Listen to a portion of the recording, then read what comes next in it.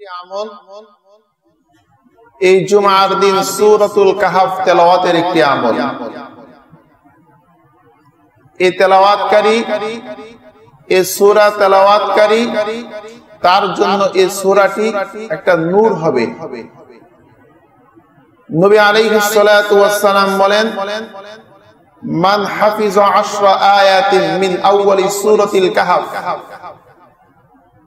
যে ব্যক্তি সূরাতুল কাহফের প্রথম 10টি আয়াতে কারিমা মুখস্থ করবে এবং তেলাওয়াত করবে, উসিমা মিনাদ দাজ্জাল, আল্লাহ সুবহানাহু ওয়া তাআলা ওই ব্যক্তিকে দাজ্জালের ফিতনা থেকে পরিত্রাণ দিবেন। ফিতনা সমূহের মধ্য হতে সবচেয়ে মারাত্মক একটি ফিতনা হলো দাজ্জালের ফিতনা।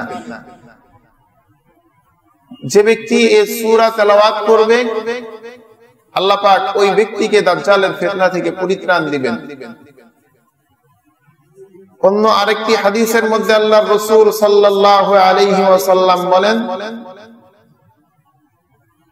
যে ব্যক্তি এই সূরাটি তেলাওয়াত করবে, এই সূরাটি পরবর্তী জুমআ পর্যন্ত এটা তার জন্য একটা নূর হবে।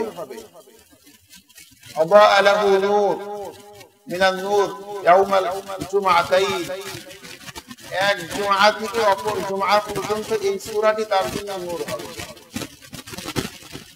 একবার নবীজির একজন সাহাবী বসে আছেন, হঠাৎ করে দেখতেছেন তার বাড়ির সামনে যেই গাধাটি বাঁধা, গাধা বা ঘোড়াটি বাঁধা রয়েছে, এটা লাফালাফি করতেছে, ছুটাছুটি করতেছে।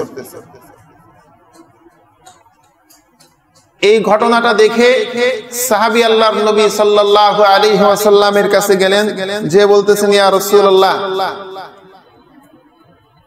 আমি সূরাতুল কাহফ তেলাওয়াত করতেছিলাম, হঠাৎ করে দেখি আমার পাশে বাঁধা গাধাটি ছুটাছুটি করতেছে, লাফালাফি করতেছে।